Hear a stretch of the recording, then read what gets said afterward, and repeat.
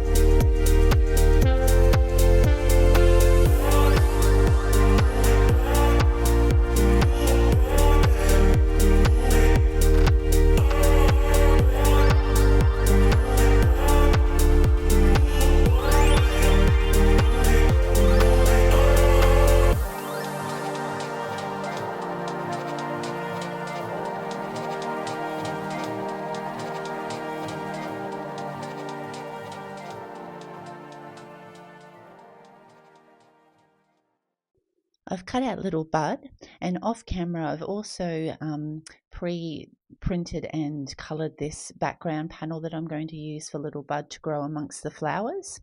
So I've gotten a rectangle die and I've cut that panel out, and I've also pre-cut out a little panel for the bottom using the same die so it matches in nicely, and I'm just going to create a ground for bud to grow out of.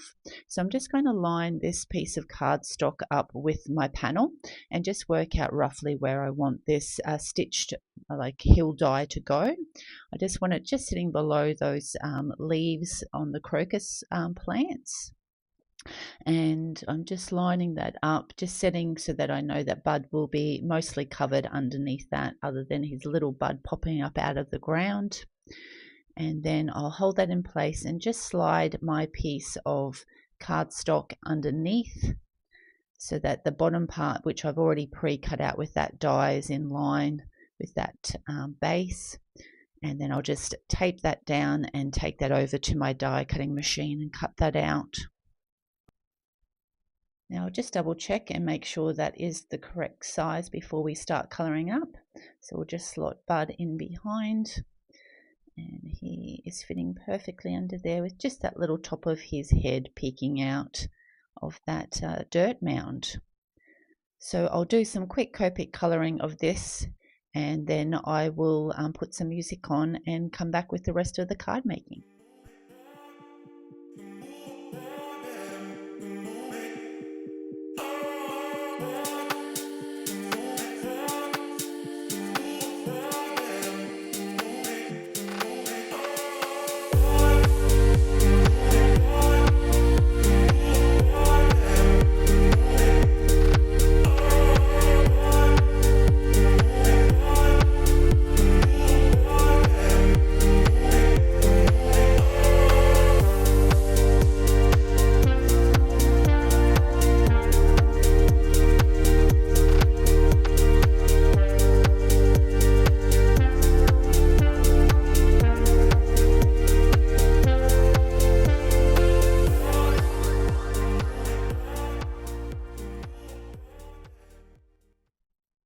Now our panel's all coloured. I'm going to use this stamp from the Hooray kind of day from MFT for my sentiment.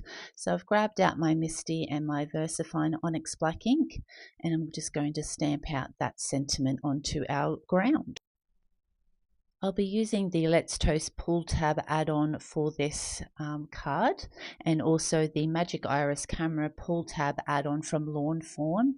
I just wanted a little bit of a longer line for Bud to slide up, and this one's a good size because you can just hide it behind him, so when it's down, you actually still don't see the sliding panel, and it's the same when you pull him up out of the ground. That's always going to be covered. So that is perfectly hidden behind Bud. Now I also want to line up the top portion that actually allows you to have that pull tab sitting in there and slide down into the card. But I just want to grab my T-ruler and just make sure that this is lining up. So you can see that's over a little bit to the left. So I'm just going to slightly slide that over, just measure that and make sure that's lining up perfectly with the center. So after taping those down, I've taken that over to my die cutting machine, and as you can see, the actual pull tab is just a little bit too short for this panel that I've done. So I'm actually just going to show you how to extend this, and you can use that with any kind of dies, pull tab dies that you might have. So I've just gotten a longer piece of white cardstock and just attached my pull tab to that, leaving a bit at the end so that I can extend that out. So I'll just push this in, and I'll just show you as I'll just move this to the left, to the right a little bit. So you can see I'm just leaving this end part of the die cutting plate so that it won't cut through that end portion of the tab. So you can run that right through because that's not covered by that top layer. It won't cut the end of your tab fully off. So what I'll do now to extend that and make sure it's straight, I'll grab my T-ruler and I'll just use a pencil just to draw two lines so that we can cut along those, and you know that you're going to have the perfect length and inline pull tab. So I've just grabbed out my scissors and just following those pencil lines, we'll just extend that tab up a little bit further so that it's going to be perfect now for our panel. Now I like to reinforce my pull tabs, so I've actually cut another part of the top part of the pull tab off screen, and I'm going to now stick the main pull tab on the top of that, and that just gives this pull tab a bit of extra stability. So we'll just fold a Z along the score lines to be able to get our little pull tab, and just reinforce those and burnish those with our bone folder. We'll just pop that through the slot and push those out. And we'll also cut from some printer paper. You only want some like fine paper. We're just going to do a little sleeve for the pull tab to pull through, and that will just give that the extra stability as that slides through this sleeve up and down the cardstock. So we'll just slot that on just below where that pull tab is, secure that down, and just we'll check that works. And now that we know the length that it will be, we can just trim that top off.